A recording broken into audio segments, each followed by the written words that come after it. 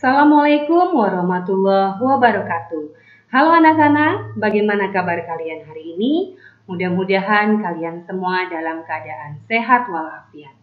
Baiklah anak-anak, jumpa lagi dengan Ibu dalam video pembelajaran kelas 3 tema 2, yaitu menyayangi tumbuhan dan hewan.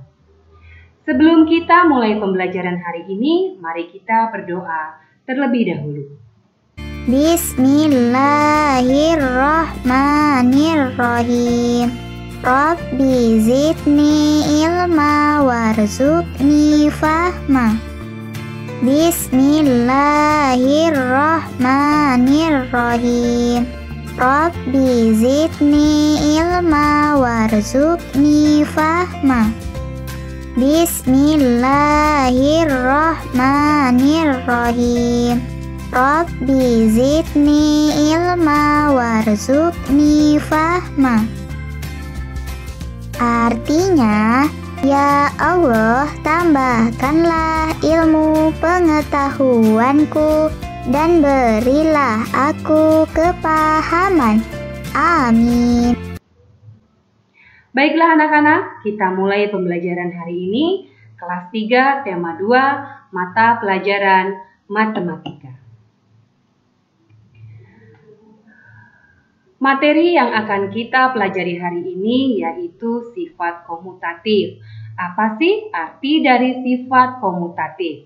Sifat komutatif yaitu pertukaran. Nah, sifat komutatif yang akan kita pelajari hari ini dalam bentuk penjumlahan. Perhatikan ya layar monitor.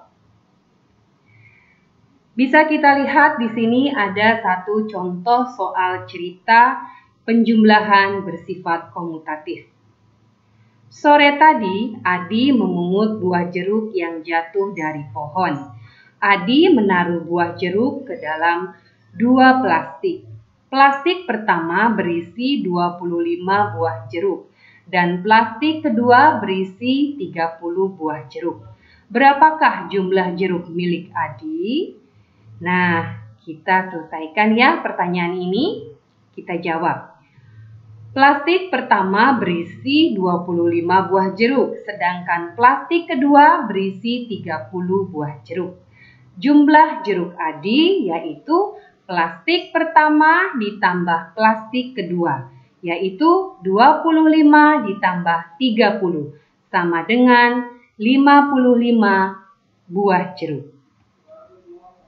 Selanjutnya, Adi ingin menukar posisi penjumlahan kedua plastik jeruk tersebut.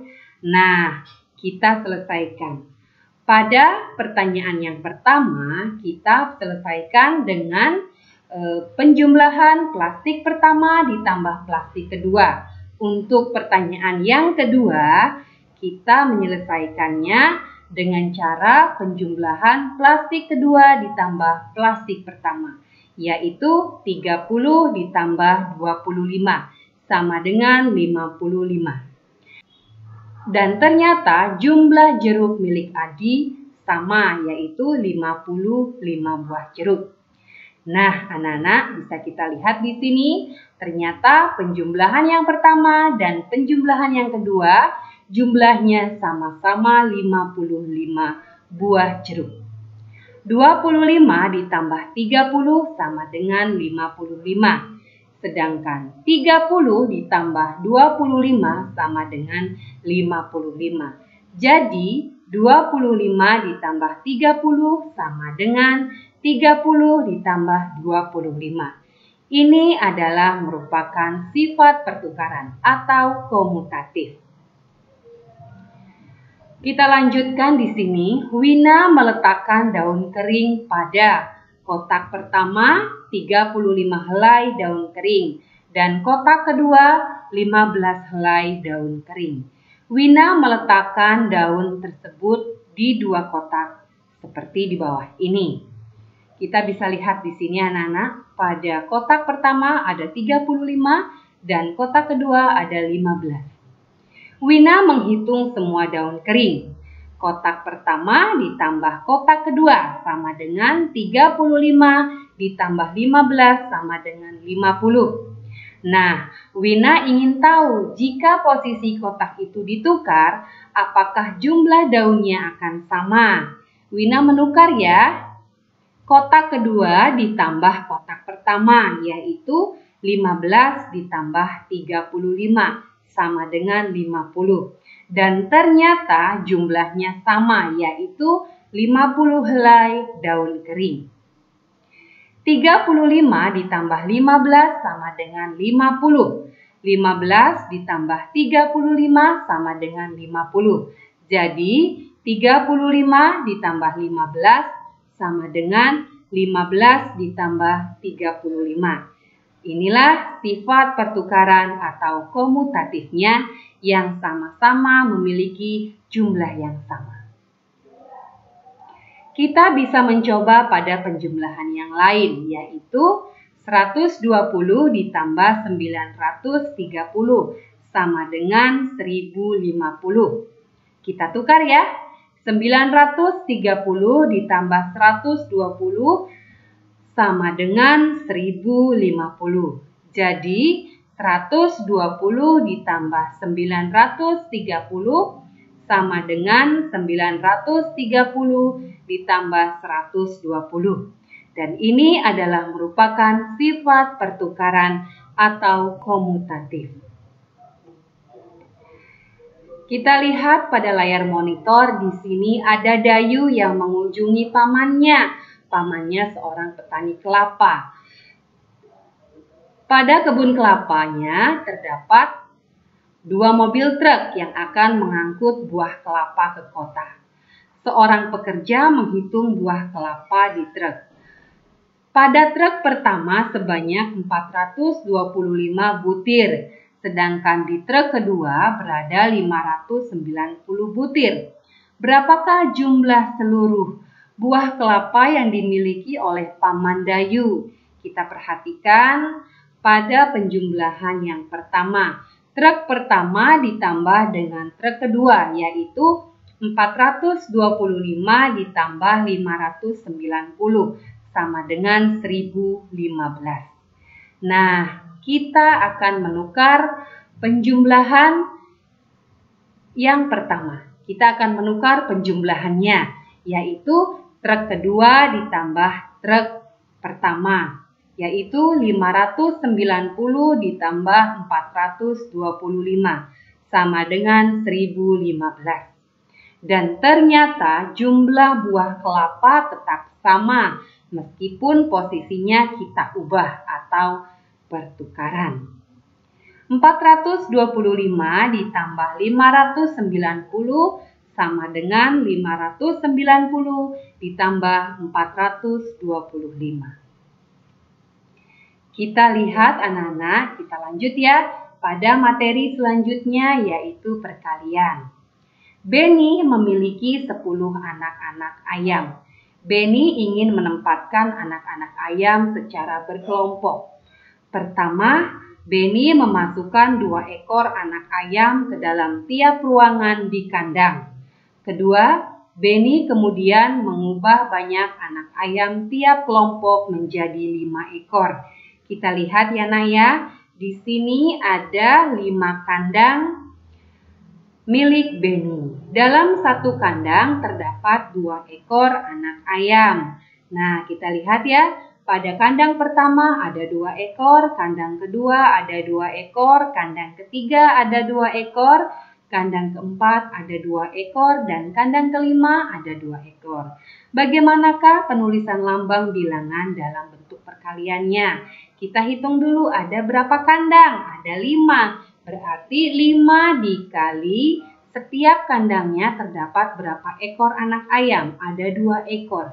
Berarti dikali 2. Jadi penulisan lambang bilangannya 5 dikali 2. Ada 2 ekor anak ayam yang terdapat dalam 5 kandang. Perhatikan ya. Selanjutnya bagian B. Kita bisa lihat di sini ada 2 kandang. Ternyata Benny menukar ya atau mengganti kandang yang ada pada kandang awal. Pada kandang awal ada 5 kandang. Nah, sekarang Benny ingin menempatkan anak-anak ayam tersebut ke dalam 2 kandang. Nah, berapakah satu kandang? Dalam satu kandang terdapat 5 ekor anak ayam. Di sini ada 2 kandang, berarti penulisan lambang bilangannya adalah 2 dikali 5, yang artinya ada 2 anak kandang, ada 2 kandang yang setiap kandangnya terdapat 5 anak ayam.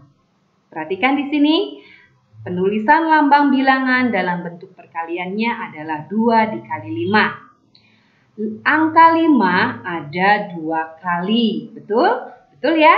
Di sini 5 itiknya atau 5 anak ayamnya ada 2 kali, 2 kandang. Jadi 5 dikali 2 sama dengan 2 dikali 5. Ini adalah sifat komutatifnya atau pertukarannya yang jumlahnya tetap sama meskipun ditukar.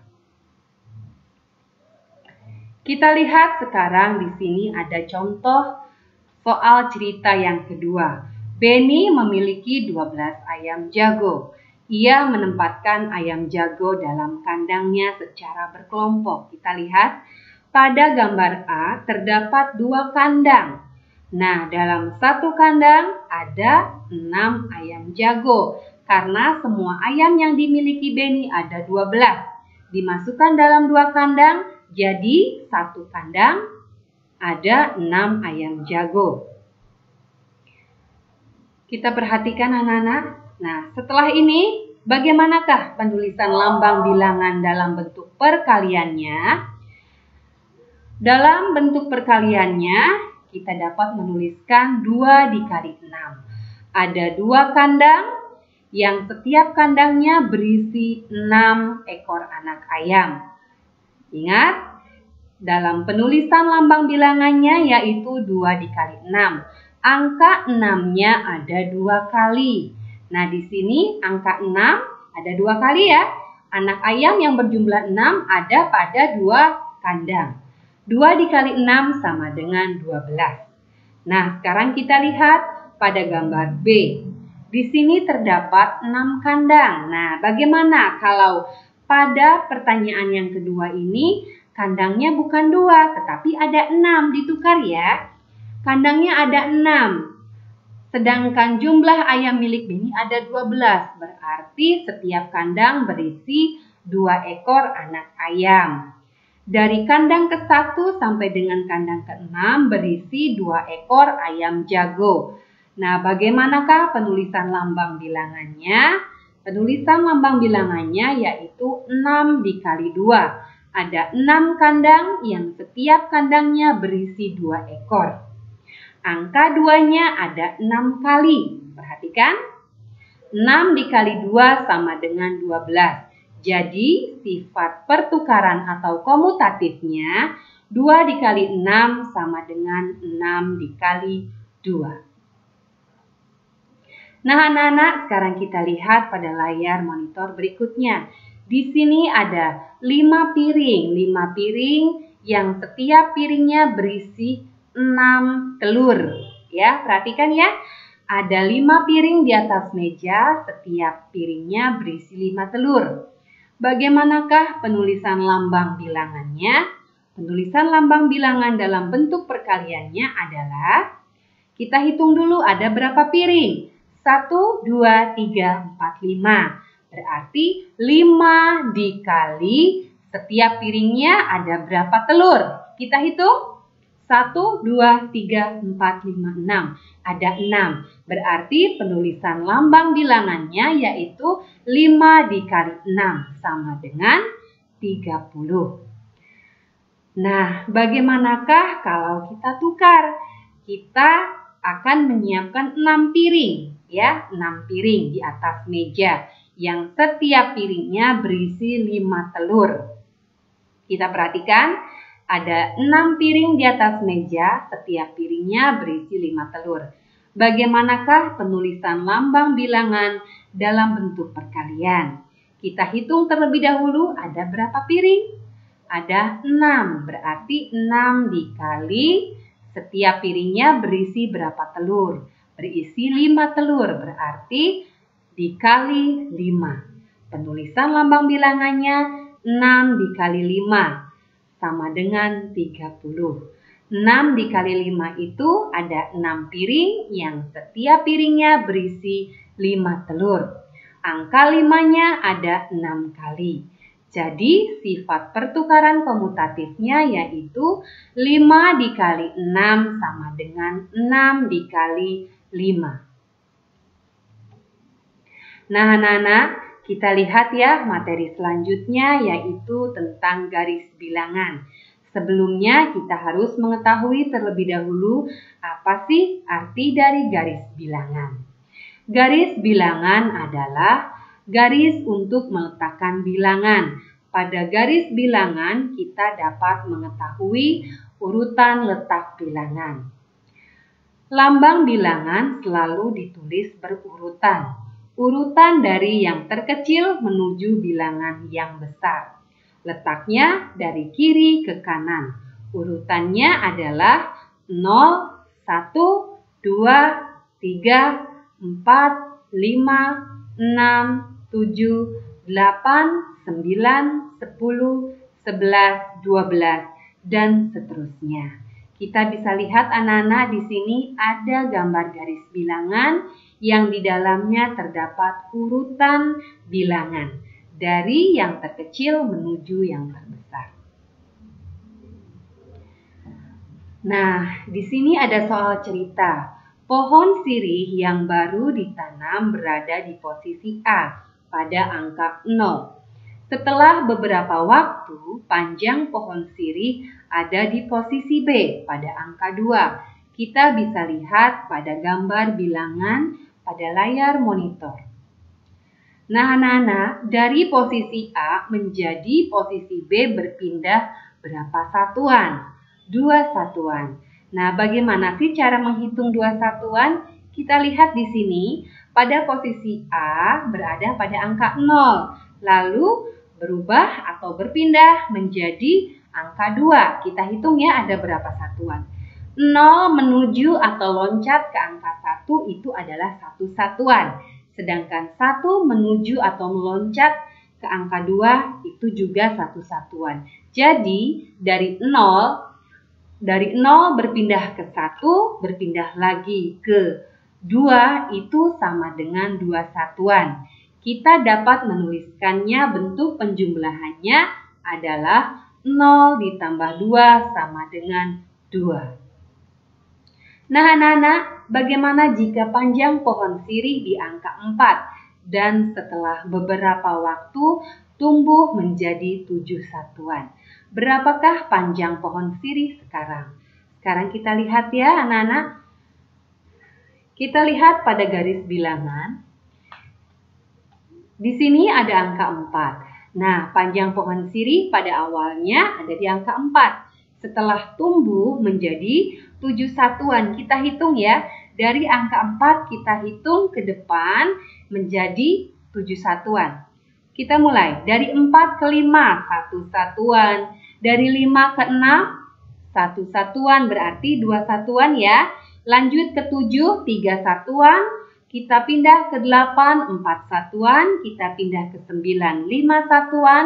Kita pindah ke 10, 6 satuan. Dan kita pindah ke 11, 7 satuan. Kita sudah loncat atau berpindah menjadi, kita sudah loncat atau pindah ke 7 satuan. Nah, maka 4 ditambah 7 sama dengan 11. Nah, anak-anak, di sini kita lihat ya, ada seorang teman kita yang bernama Siti. Siti itu senangnya mengumpulkan daun. Saat berkunjung ke hutan bakau, ia mengumpulkan daun-daun bakau. Ia mengamati bahwa panjang tiap daun tidaklah sama. Siti mencoba mengukur 2 buah daun dengan menggunakan garis bilangan.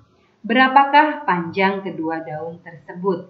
Kita lihat, pada daun pertama kita letakkan pada garis bilangan dimulai angka 0 dan ternyata panjang daun pertama itu 4 ya. Nah, sedangkan panjang daun kedua kita letakkan dari 4 sampai dengan, dan ternyata panjang daun itu 9 ya. Panjang daun yang pertama dari 0 sampai 4, sedangkan panjang daun yang kedua dari 4 sampai 9. Nah, coba kita lihat. Bagaimanakah atau berapakah panjang kedua daun tersebut? Kita lihat. Pada panjang daun pertama 4, sedangkan daun kedua kita hitung satuannya ya. Dari 4 ke 5, 1, dari 4 ke 6, 2, 4 ke 7, 3 satuan, 4 ke 8, 4 satuan, dan 4 ke 9 yaitu 5 satuan. Berarti panjang daun yang kedua itu 5 ya. Nah, panjang keseluruhan daun tersebut adalah 4 ditambah 5 sama dengan 9. Nah, anak-anak, kita lanjut pada materi pembelajaran selanjutnya yaitu tentang pecahan. Kita di sini bisa lihat pada layar monitor ada beberapa biskuit yang ada yang masih utuh, ada yang sudah dipecah menjadi 1, menjadi 3, menjadi 4. Yuk kita lihat. Satu biskuit dinyatakan dalam lambang pecahan biasa 1 per 1. Nah, angka 1 per 1 seperti ini ya, bisa kita lihat pada layar monitor. Pada gambar yang pertama itu biskuitnya utuh, tidak dipecah. Maka dari itu bernilai 1 per 1. Sedangkan pada gambar yang kedua, satu biskuit dipotong menjadi 2 bagian sama besar. Dinyatakan dalam lambang pecahan biasanya adalah 1 per 2. Bisa kita lihat anak-anak? Penulisan lambang pecahan 1 per 2 itu seperti ini. Kita lihat pada layar monitor ya. Ada satu biskuit dibagi menjadi 2 sama besar. Sedangkan pada gambar yang ketiga yaitu satu biskuit dipotong menjadi 3 bagian sama besar. Dinyatakan dalam lambang pecahan biasanya adalah 1 per 3. Kita lihat ada satu biskuit yang dipotong menjadi 3 bagian sama besar, yang setiap bagiannya bernilai 1 per 3. Selanjutnya kita lihat pada gambar biskuit yang keempat. Satu biskuit dipotong menjadi 4 bagian sama besar. Dinyatakan dalam lambang pecahan biasanya yaitu 1 per 4. Kita lihat anak-anak, ada satu biskuit yang dipotong sama besar menjadi 4, yang setiap bagiannya bernilai 1 per 4. Nah anak-anak, di sini kita lihat ada bilangan pecahan ya. Di sini ada 1 per 2. 1 per 2 itu, nah kita lihat nih. Angka 1 atau angka yang berada di atas itu disebut pembilang. Sedangkan angka 2 atau angka yang berada di bawah itu disebut dengan penyebut. Tidak lupa ya, antara pembilang dan penyebut. Kita lihat pada gambar yang pertama yaitu ada satu bagian yang utuh tanpa dipecah. Dan kita lihat pada gambar yang kedua yaitu ada satu bagian kue yang dipecah atau dipotong menjadi 2. Satu bagian dari 2 bagian sama besar bernilai 1 per 2. Kita lihat ya nak ya. Ada kue yang dipotong menjadi 2. Nah, satu bagian dari 2 bagian sama besar itu bernilai 1 per 2. Sedangkan 2 bagian dari 4 bagian sama besar itu bernilai 2 per 4. Kita lihat pada gambar yang ketiga. Ada 2 bagian yang diarsir. Bagian yang diarsir bernilai 2 per 4. Sedangkan pada gambar yang keempat di situ ada 4 bagian dari 8 bagian sama besar bernilai 4 per 8. Kita lihat ada 4 bagian yang diarsir dari 8 bagian sama besar bernilai 4 per 8. Nah, pecahan 1 per 2, 2 per 4, dan 4 per 8 memiliki perbedaan bilangan antara pembilang dan penyebut. Akan tetapi 1/2 senilai dengan 2/4. 1/2 juga senilai dengan 4/8. 1/2 atau setengah, 2/4 dan 4/8 adalah merupakan pecahan senilai. Coba kita lihat ya nak ya, pecahan senilai. Yaitu bagiannya atau besarannya itu sama. Nah, bisa kita lihat di sini. Coba berlatih menuliskan pecahan yang senilai dengan 2/3. Kita lihat di sini ada satu kue dibagi menjadi 3 dan ada 2 bagian kue yang sudah dimakan atau diarsir. Berarti bagian yang diarsir atau kue yang sudah dimakan bernilai 2/3. Nah, bagian gambar yang diwarnai adalah 2/3. Nah, pecahan senilai dari 2/3 itu apa saja? Kita lihat. Di sini ada gambar satu kue dibagi menjadi 6 bagian sama besar. Nah, 4 bagiannya sudah dimakan oleh Doni. Nah, berarti bagian yang sudah dimakan oleh Doni bernilai 4/6. Atau bagian yang diwarnainya ada 4 bagian dari 6 bagian sama besar. Berarti bagian gambar yang diwarnai bernilai 4/6. Kita lihat pada gambar ketiga, yaitu ada satu kue yang dibagi menjadi 12 bagian sama besar. Dan ternyata di sini ada 8 bagian kue yang sudah dimakan oleh ibu. Berapakah bagian kue yang sudah dimakan oleh ibu? Bernilai berapa? 8/12. Atau ada 8 pecahan yang diarsir dari 12 bagian pecahan sama besar. Pada bagian yang diarsir bernilai 8/12. Jadi, pecahan senilai dari 2/3 adalah 4/6 dan 8/12. Kita lihat anak-anak di sini ada contoh soal cerita. Ibu memotong kue menjadi 10 bagian sama besar. Dalam lambang pecahan ditulis 1/10. Lalu Edo memakan 4 potong kue bolu. Kita dapat menuliskan banyaknya kue bolu yang dimakan Edo dalam lambang pecahan biasa seperti berikut. Kita lihat ya, ada satu kue bolu yang dipotong menjadi 10 bagian sama besar. Lalu Edo memakan 4 potong kue bolu tersebut. Kita lihat pada gambar. Ada 4 bagian yang diarsir. Nah, bagian yang diarsir itu bernilai 4/8 atau kue bolu yang dimakan oleh Edo kita tuliskan dalam lambang pecahannya adalah 4/10. Ya, kita lihat ya. Lalu bagaimana ini? Ada gambar yang kedua. Pada gambar yang kedua, di sini ada 3 bagian yang diarsir hanya 2 bagian. Berarti bagian yang diarsir memiliki nilai 2/3.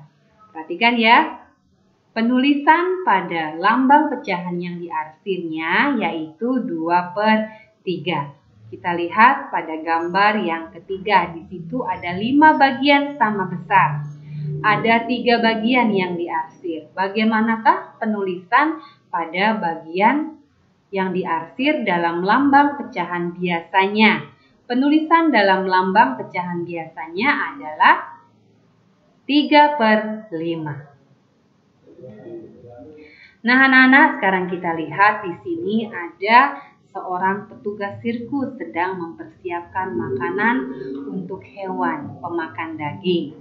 Petugas memotong daging menjadi 8 bagian sama besar. Pada 5 bagian daging diberikan untuk harimau. Bagian daging yang dimakan harimau jika dituliskan dalam bilangan pecahannya adalah berapa?